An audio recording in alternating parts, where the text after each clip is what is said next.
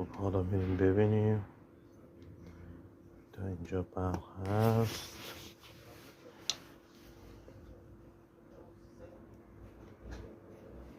چراغ تستمون روشن نمیشه، برق نداریم.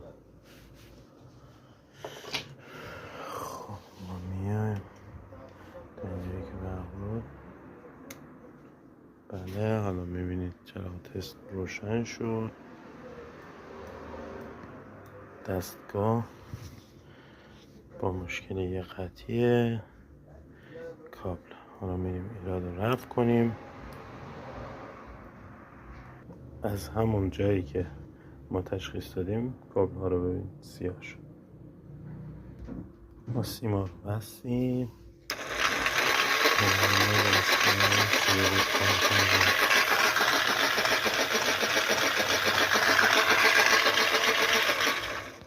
این هم